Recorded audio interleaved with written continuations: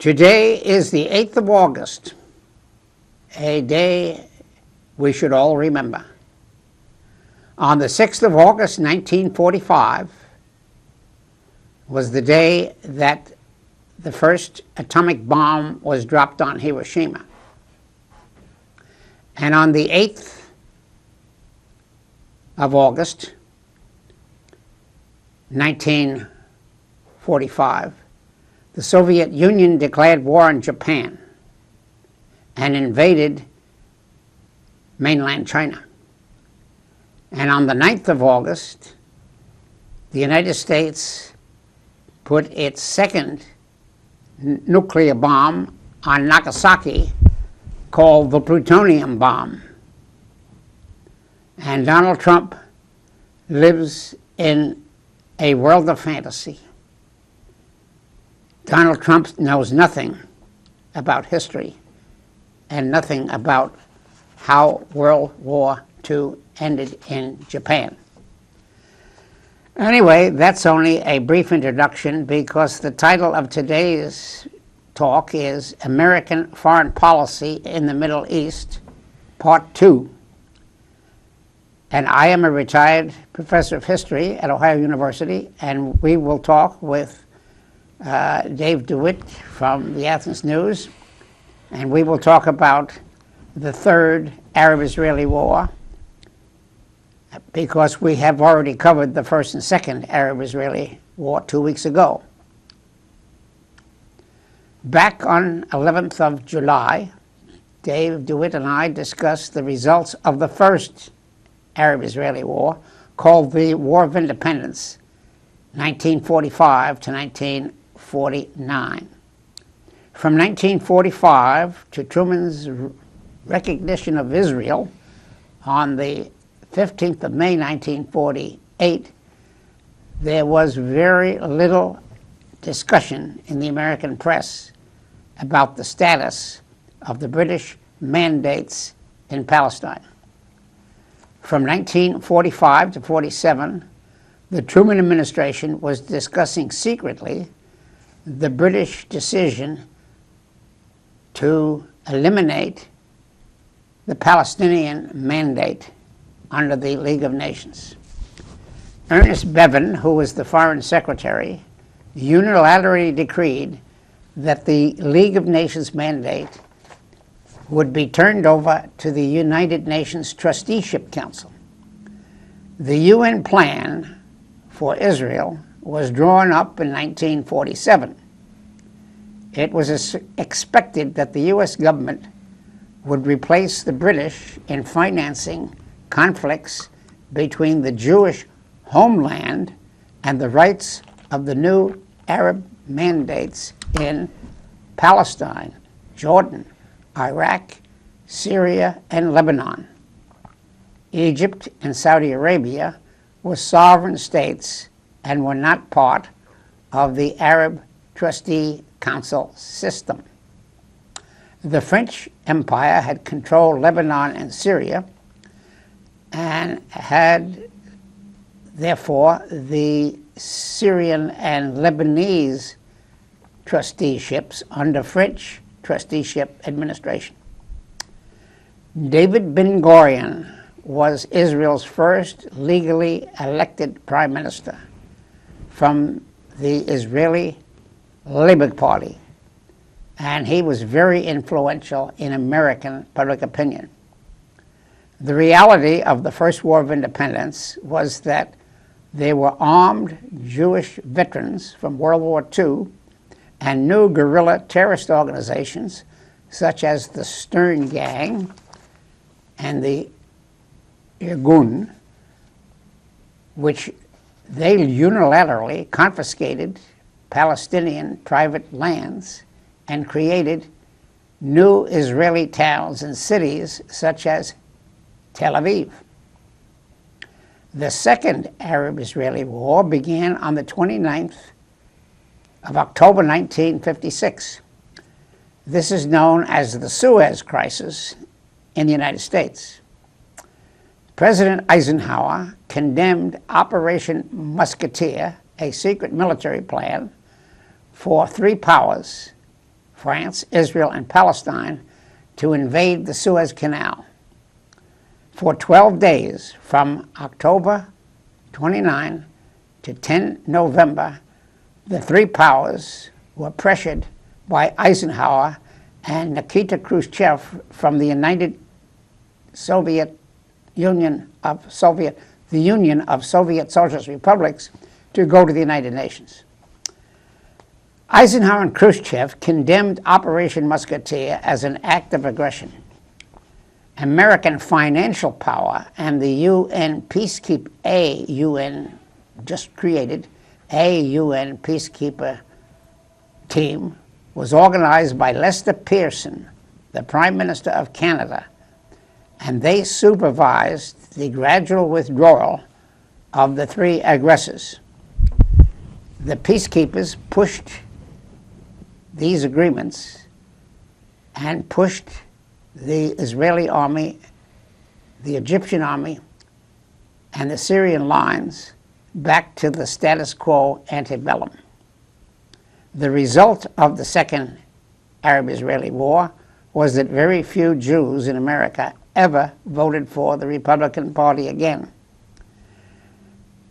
National Security Advisor Henry Kissinger, who worked for President Richard Nixon from 1968 to 1974, wanted to create two states. A Palestinian state would follow the UN 1947 petition plan and also protect the independence of Israel. Their Republican successors, Ronald Reagan, George Bush 41, President Bill Clinton, who was a Democrat, and the Republicans, George Bush 43, and the Democratic President Barack Obama, 44th president, all tried to encourage peace between Israel and the occupied Palestinians. Their hopes were largely frustrated by incoherent, divided presidents. Permanent peace can never be achieved if the United States government continues to supply Israel with unlimited arms. The latest President Trump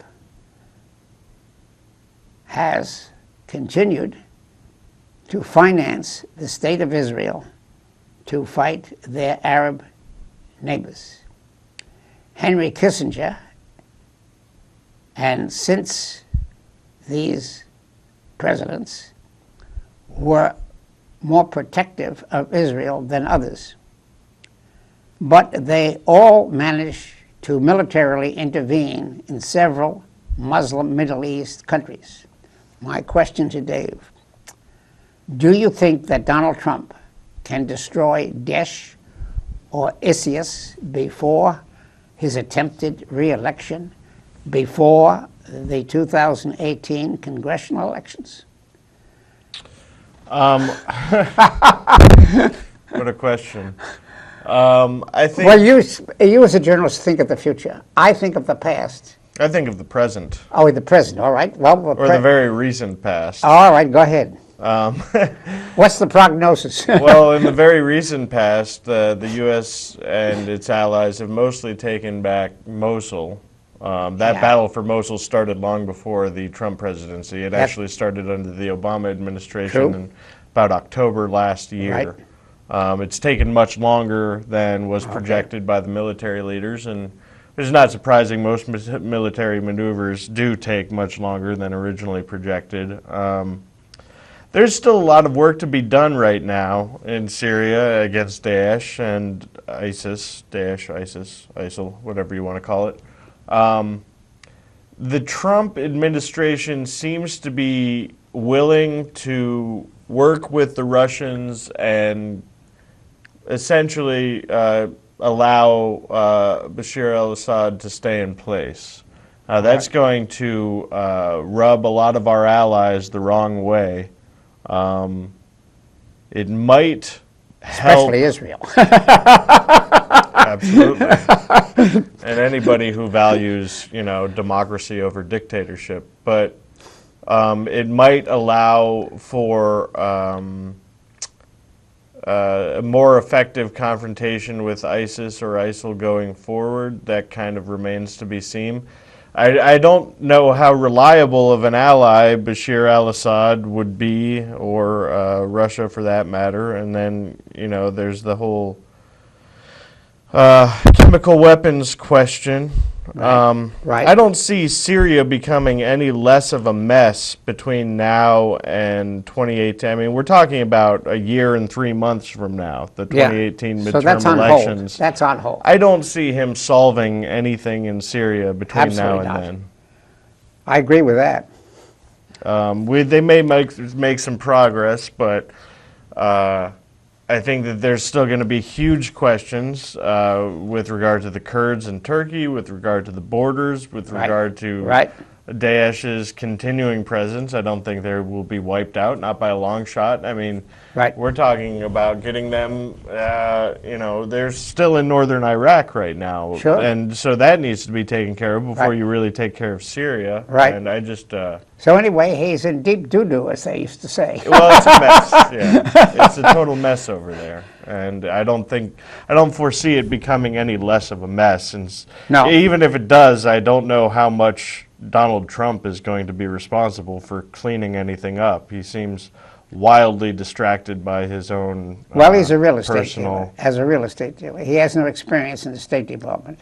Yeah. He has no experience in the military. So it's really Tillerson's problem. Well, Tillerson has a different approach. I'm not sure what he'll do. But anyway, I'll go on to the third Arab-Israeli war, which was called the Six-Day War, 5th of June, 1967, in Israel. Israel's defense minister, General Moshe Dayan, doubled the size of Israel with superior military weapons supplied by the United States. The Israeli government, still controlled by the Labor Party, had warned the Johnson administration in May of 1967 that General Gamal Nasser was building up a large Egyptian army on the Sinai border. After the invasion, General Moshe Dayan took the headlines in the United States as a war hero.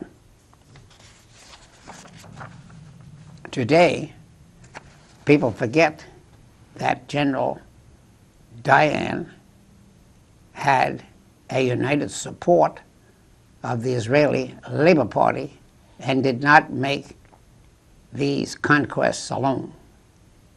The Prime Minister was the Labor Party leader, Levi Eshkol. The Chief of Staff was Yitzhak Rabin.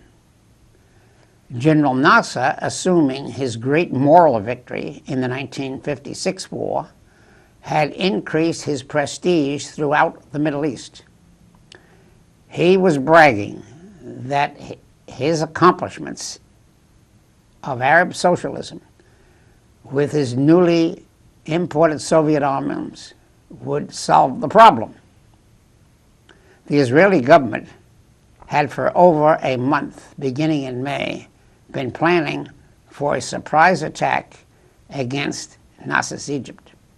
The Israeli government, after listening to Nasser's propaganda, decided on what was called a preemptive strike. The Israelis destroyed Nasser's 200 aircraft on the ground on the 5th of June, 1967. After Eisenhower's retirement in 1960, John F. Kennedy was elected President of the United States, but he was soon assassinated on the 22nd of November, 1963. The Israeli Labor government, mistrusting President Lyndon Johnson's motives, decided to secretly bomb a spy ship, the United States Liberty, in case the CIA might be sending information to Egypt. Israel's moral and democratic claims made since 1948 have been permanently tarnished in the United States by the victory of Moshe Dayan.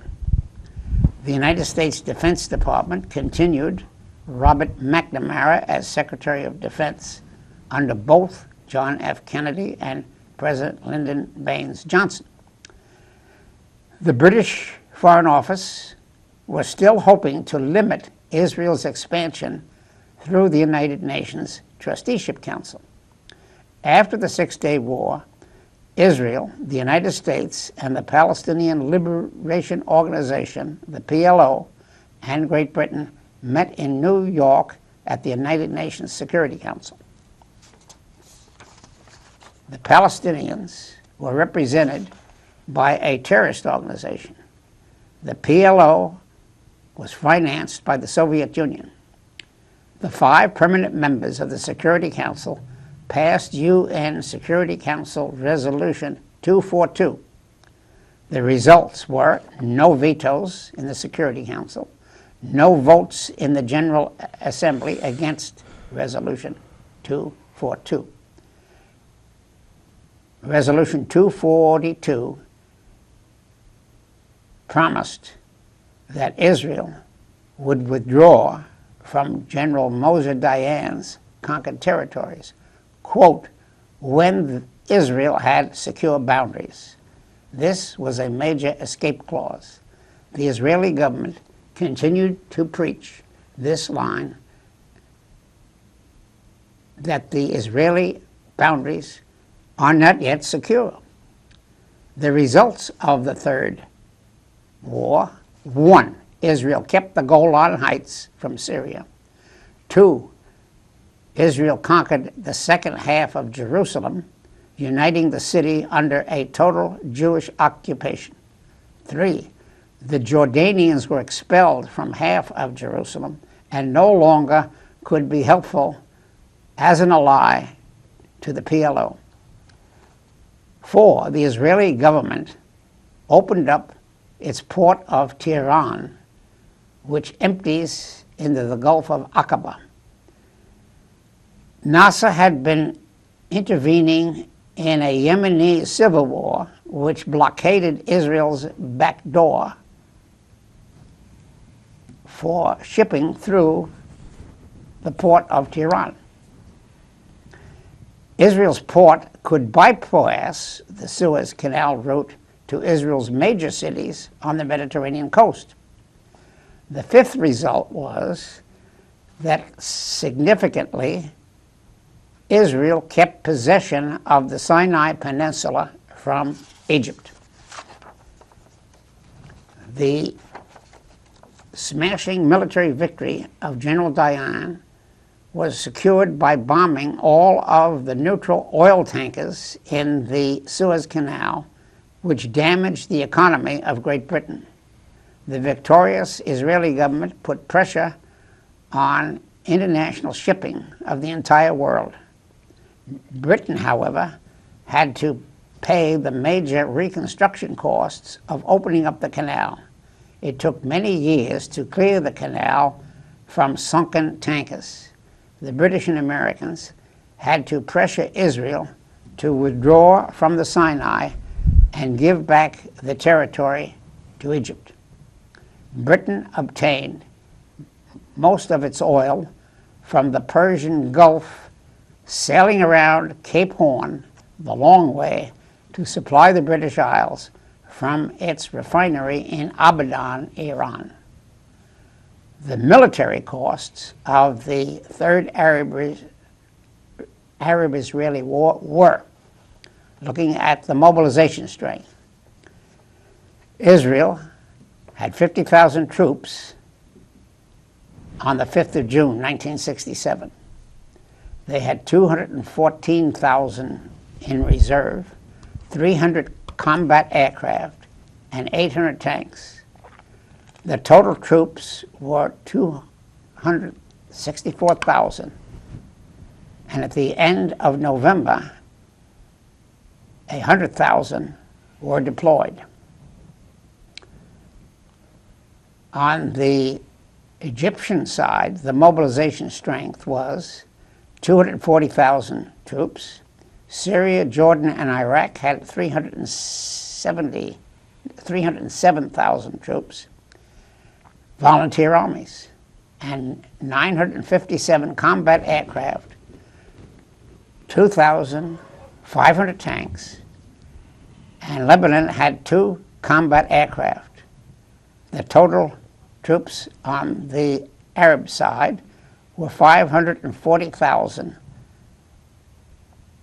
and that they were mobilized, and at the end of November they had 240,000 deployed. Let's look at the casualties. The casualties and losses. Israel lost 776 to 983 killed, 4,517 wounded, and 15 captured. 400 tanks were deployed, 46 aircraft were destroyed. No, 400 tanks were destroyed, and 46 tanks were destroyed. They were both destroyed. And 20 Israeli civilians were killed. The United States Navy lost 34 sailors killed on the USS Liberty. The casualties and losses on the Egyptian side, 10,000 to 15,000 killed or missing, 4,338 captured. Jordan lost 6,000 killed or missing, and 533 captured. Syria lost 2,500 men killed, 591 were captured. Iraq had 10 killed and 30 wounded. Lebanon had 1 aircraft loss. Hundreds of tanks were destroyed, and some more than 450 aircraft were destroyed.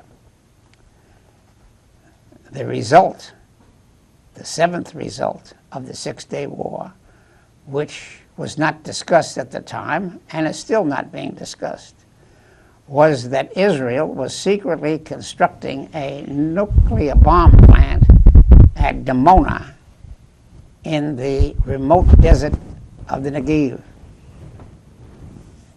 This construction began secretly from 1962 to 64. Sometime in 1967, the Israeli government actually made a test off the coast of South Africa.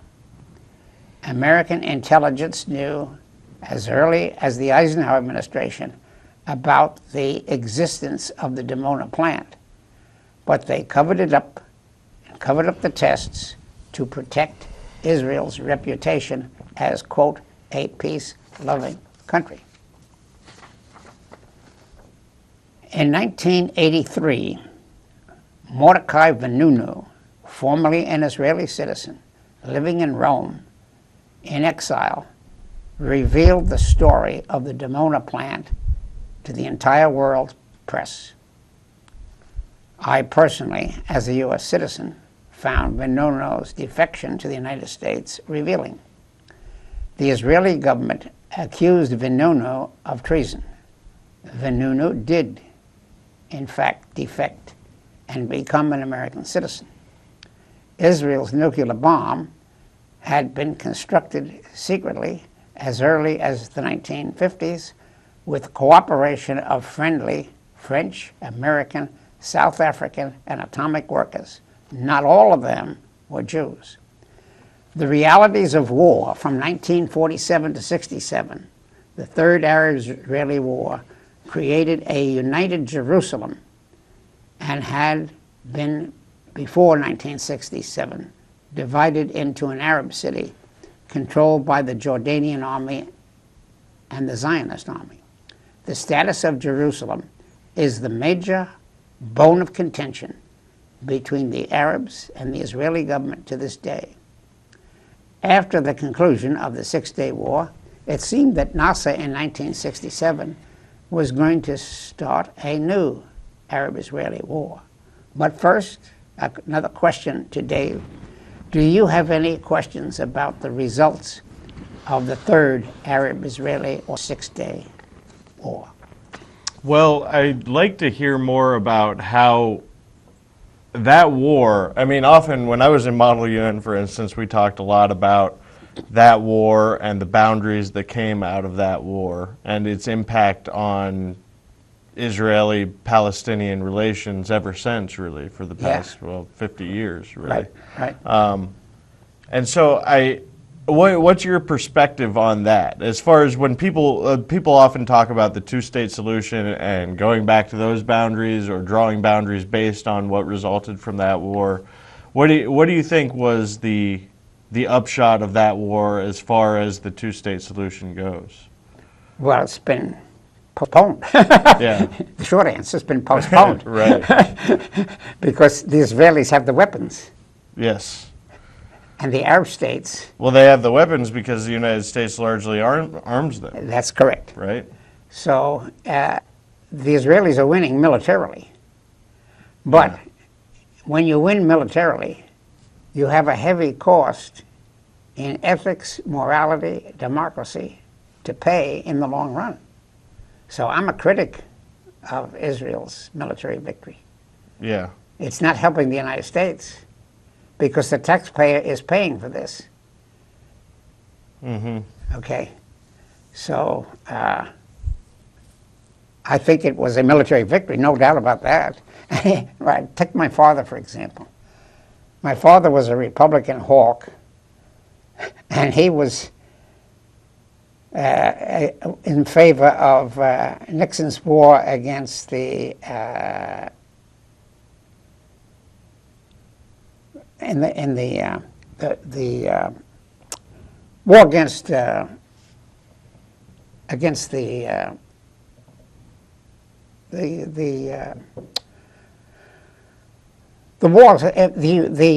wars against what is that? I can't think of the word. The long war against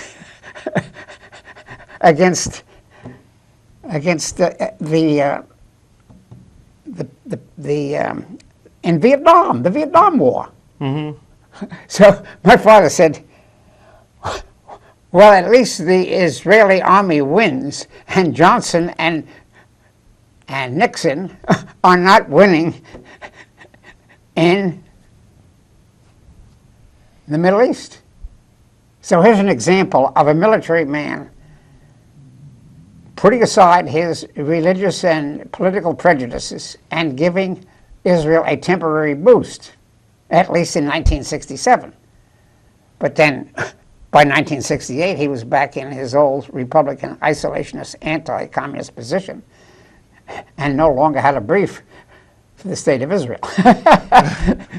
So we have then this famous box: the military, the political, the economic, and the political and more of the intellectual and moral. And you have to see the four sides of the balance of power to understand the duties of a president. And the military alone cannot secure victory. That is a false perception of the amateur historian who begins in high school and thinks that the Union Army won the Civil War because of firepower. No, they won the Civil War, one, for firepower, two, the morality of slavery or the immorality of slavery, and three, the economic power of the North, okay? And four, it took four factors to win the Civil War. Mm-hmm. So that's a brief answer to that. You got to see the whole box of four elites. Yeah. Okay, well, anyway, I have a more detailed answer here. So, I'm going to continue by saying slowly there was a new war brewing between General Nasser and the Israelis, which began after the Six-Day War was over. This inconclusive war between Nasser and his allies against the Israelis is not well known in the United States. The Fourth Arab-Israeli War is known in Israel as the War of Attrition.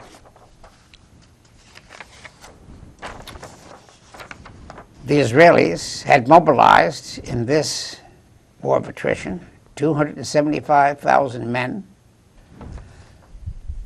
the number of casualties peaked in 1969, and the war ended rather suddenly on the 7th of August 1970, when the Israelis had lost between 694 and 1,424 men and 14 to 20 aircraft.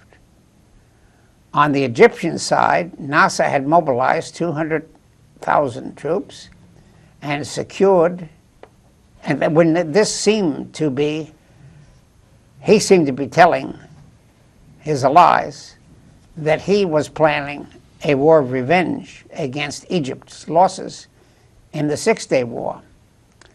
The USSR sent 10,700 to 15,000 troops and a small number of aircraft as an ally of NASA.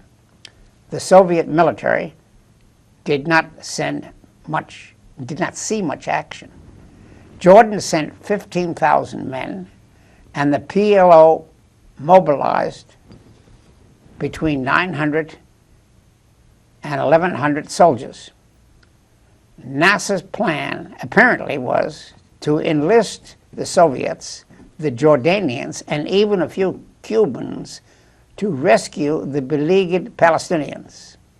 The results of this war of attrition: the Israelis lost 694 to 1,424 troops. The Israeli lost 14 to 30 planes.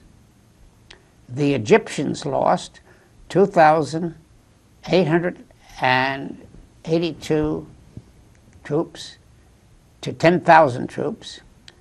The Egyptians lost 60 to 114 aircrafts. The Jordanians lost 40 to 84 troops. The Jordanians lost 30 tanks. The PLO lost 1,828 men. The PLO lost 40 to 84 aircraft. The PLO lost 30 tanks. The USSR lost 58 men and 180 aircraft. The Cubans lost 180 troops. The War of Attrition, the Fourth Arab-Israeli War, involving many of the allies of PLO, was brought to a sudden end by Nixon's Secretary of State, William Rogers, on the 7th of August, 1970. Rogers concluded a truce between Israel, Jordan, and Egypt. This was the first significant action of William Rogers as Secretary of State, and it was probably the only significant action of William Rogers. After 1970-71, Nixon's national security advisor, Henry Kissinger, overshadowed Rogers. General Gamal Nasser died on the 28th of September, 1970. The causes of his death are somewhat debatable and mysterious. Officially, Nasser died of a heart attack. Was this a result of the strain of his inconclusive war of attrition? When Nasser saw that Rogers separated Egypt from Nasser's allies, did that provoke the Arab socialist heart attack? Was Nasser secretly assassinated by some American or Israeli spy? So, my third question to Dave. Do you have any questions about the results of the Fourth Arab-Israeli War? Well, I guess, You learned something new, I guess. You never paid much attention to it before. Not that one, no. I know more about the 67. Nobody else in America does. You're not alone in that. Yeah, typically. I guess if we had I think if we had a public opinion poll and walked down the main street of Columbus and asked 10,000 people, have you ever heard of the War of Attrition? I bet 999,000 would say no. Never heard of it. Yeah, probably. I think you're right. I think that's. But I, as a historian, wanted to look at the bottom line. That was my duty, is to look at the secret sources or the confidential sources.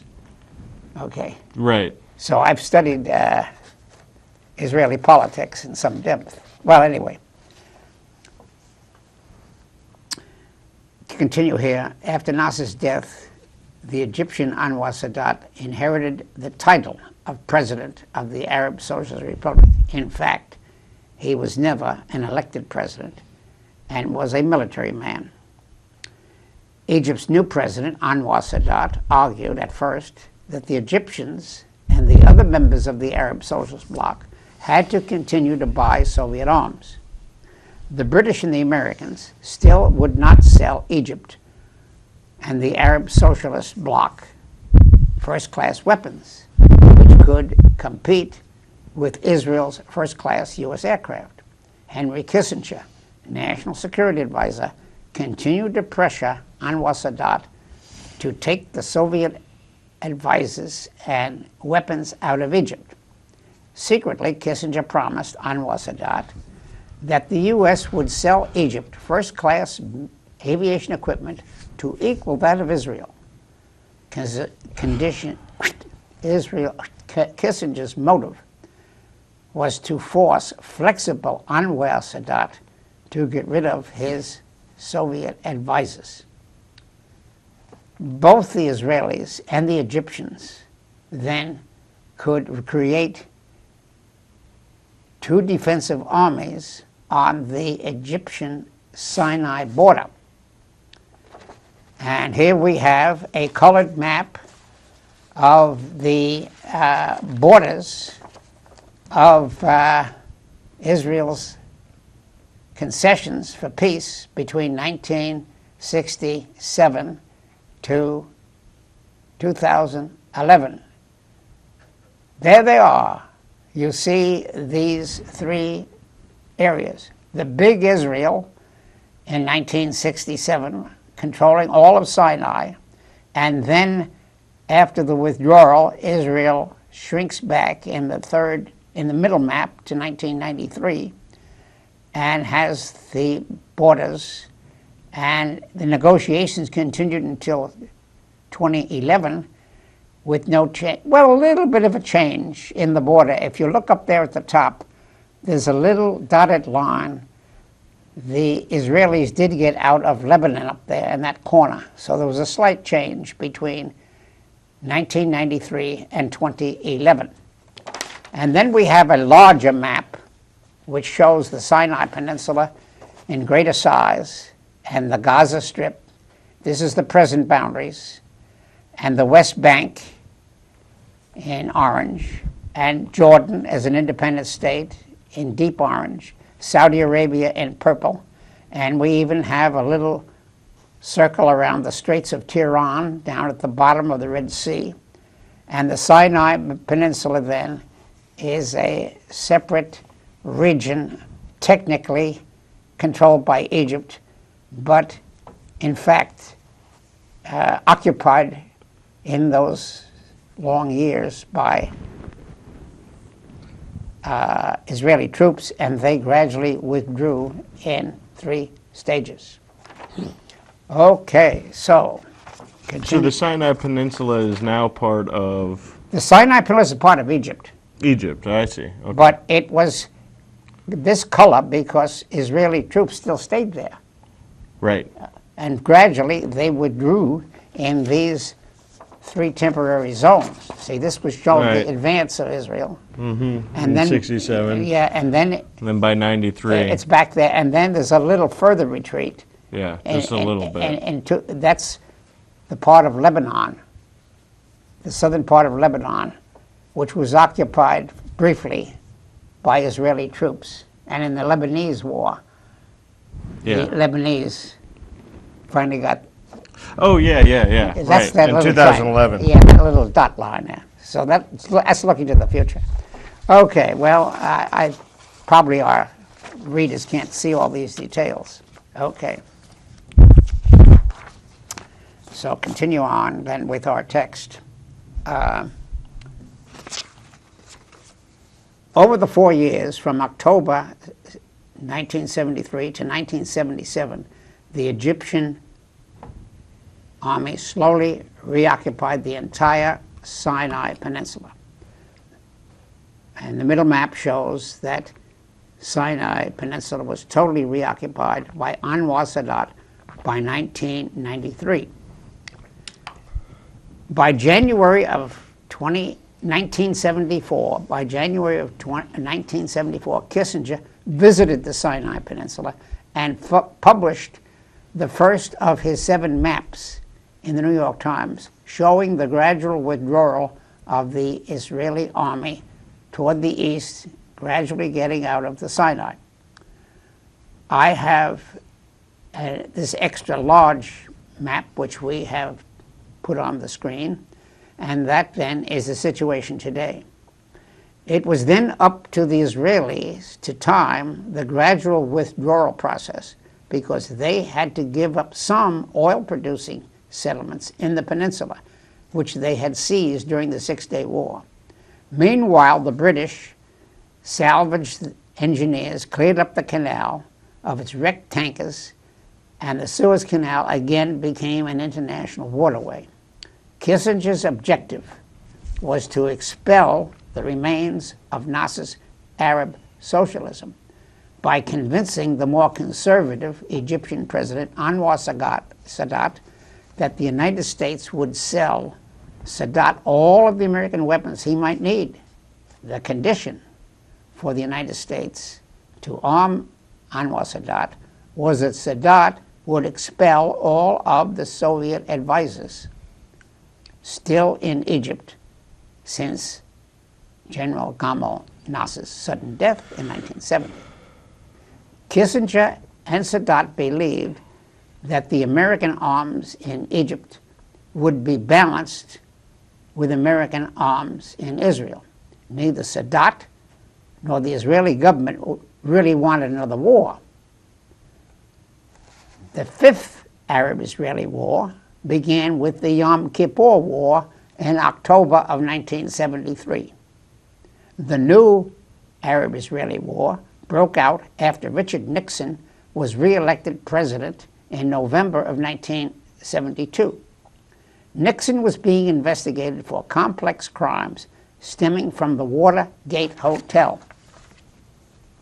A bipartisan House Judiciary Committee in August of 1974 impeached Richard Nixon.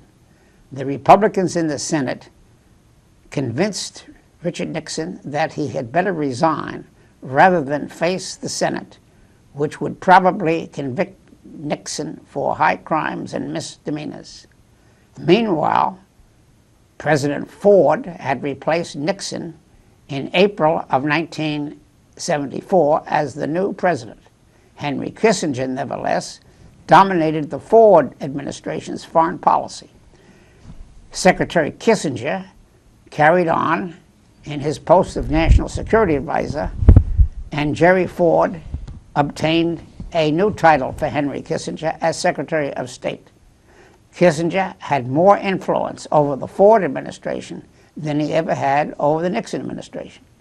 The conclusion of the Yom Kippur War led to a series of interim agreements, which only gradually resulted in the Egyptian-Israeli ceasefire, but no formal treaty. American public opinion assumed that Anwar Sadat began the 5th war by attacking Israel first. As Kissinger planned, the Israeli army could quickly counterattack, and within 22 days, both the Israeli army and the Egyptian army had totally exhausted their stockpiles of U.S.-supplied weapons. Kissinger then told both the Israelis and the Egyptians that he would resupply both sides with conventional weapons only if they agreed to a ceasefire that would become a permanent treaty, which would separate Egypt from its allies, Iraq, Syria, and Lebanon, and the PLO. The negotiations for the ceasefire agreement turned out to be incredibly long because of Israel's slow withdrawal from the Sinai Peninsula. Anwar Sadat and the Israeli government still delayed signing any ceasefire agreement.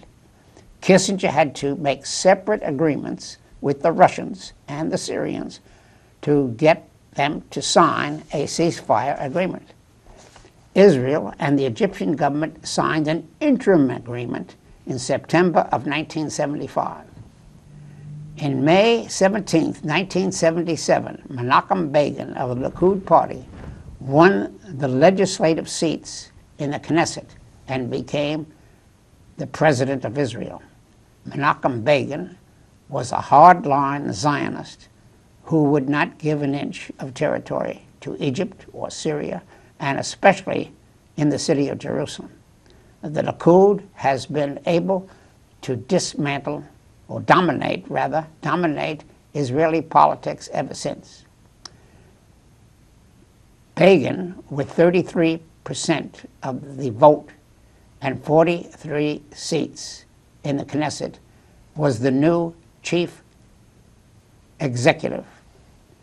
Only 33.4% of the vote was enough to elect the Likud party and Begin to its quasi-permanent presidency for continuing the policy of negotiations, no negotiations with Palestinians. When Begin was forced to resign, one of the other pseudo-leftist parties could become the new president or prime minister of Israel for a short time. The Likud party remains permanently in office as it is today under Benjamin Netanyahu. All of the 12 so-called opposition parties have agreed on the basics: no land for peace. The new Israeli settlements continuing as long as the U.S. government will sell or donate advanced aviation technology to the state of Israel. It is very hard for an American diplomat to find any Israeli politician who will implement any Egyptian-Israeli treaty on any permanent basis. One could actually say that Egypt-Israeli relations to this day are a second Cold War, in which the terrorists tried to dig under the tunnel of Egypt-Israeli border on the Sinai. President Jimmy Carter defeated Gerry Ford, November 1976, for the U.S. presidency. Finally, on 19th of November 1977, Egypt's Anwar Sadat publicly broke the deadlock and announced that he would go to Israel and speak to the Knesset, recognizing Egypt-Israelis' ceasefire. Egypt's Anwar Sadat talked with Menachem Begin about Resolution 242 and a permanent treaty. Kissinger had lost his bit of influence by continuing the negotiations to the end of the Yom Kippur War in such a slow pace.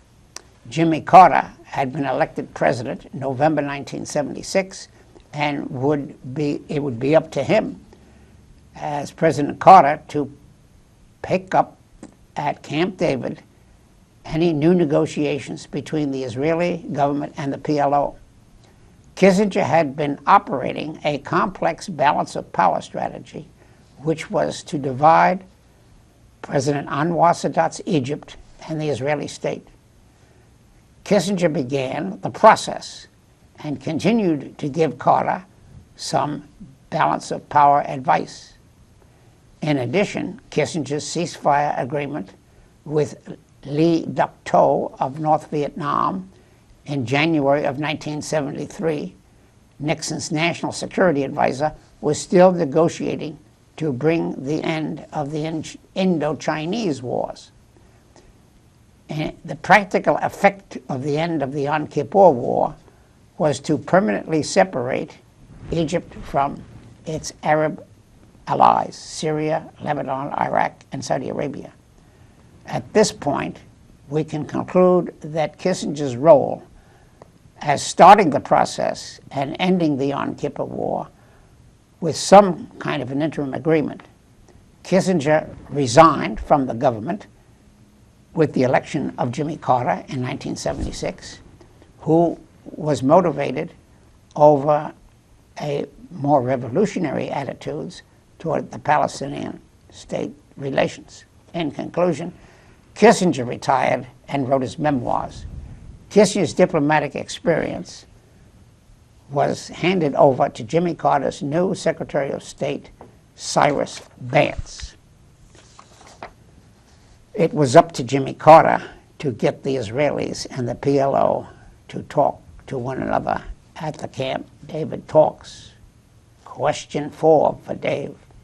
Do you have any further questions about Kissinger's relationship to Israel or Egypt? Well, not Kissinger specifically, but I do want to ask you about the Carter administration's efforts and their success with Anwar Sadat and the Camp David Accords. Yeah. What? That only had, I mean, only a couple years later, Carter was being eviscerated Yeah. in the national election, and That's right. I want to know why. Why don't you think he was given more credit for that success? Credit by whom? Who's going to give Credit him by the voters. Ah, the voters. The voters are a little bit confused. Why do they vote for the Democrats or why do they vote for Republicans? What are the loyalties of the voters? Do people change their parties election to election? There are dedicated Republicans. There are dedicated Democrats who never change. There are wishy-washy ticket splitters. I spoke to a lady who was the mother of one of the students, and this student invited me to Washington to talk to her mother and father. This was back in the 60s, okay, when I was doing research on the Civil War, okay. So the mother and father were both born in Portsmouth, and they were both originally Democrats. Mm-hmm. But they had become supporters of Ronald Reagan. And they were very curious. Why would a smart guy like you be still a Democrat? Don't you read the press? So I said, all right, let's go back to the beginning. This is 1976, we'll say. I forgot exactly. Who did you vote for in 1974? She had no idea. Uh-huh. I said, were you then a Republican, or when did you stop voting for the Democrat? She says, I am a Democrat. But when did you stop voting for the Democrat? She had no idea. She couldn't read that. She was an amateur who didn't study politics like you and I study as part of our profession. Mm-hmm. In order for me to be a historian, I have to know Washington, Lincoln, Franklin Roosevelt, and all of the presidents right up to the present day, and what they do in their foreign policy, because domestic politics and foreign politics are intertwined. That's the importance of history as an advisor to politicians. Now, our presidents, Washington, Jefferson, the first 6 presidents, read a lot of history. And Franklin Roosevelt read history. And Eisenhower even knew history. He was the best of the Republicans. And he only became a Republican on the day he decided to run for president. He was hired by Democrats, Franklin Roosevelt to invade Europe, and Truman hired him to be in charge of NATO, and he was a kind of a neutral, above the politics kind of a thing. The reason why Eisenhower ran for president was not to elect Eisenhower, but to stop Douglas MacArthur. Mm-hmm. He said MacArthur is crazy wanting to expand war in Indochina. Well, I think he was right. So that's the motives of why an honest president or an honest general like Eisenhower. We only got 2 minutes. So we have, again, stop a little early. Yeah, And and I wanted to get into the neoconservatives too, but we can do that next time. we'll have to do that. Anyway, it's a slow but sure thing to discuss the Israeli lobby and the importance of this book by Mearsheimer and Walt.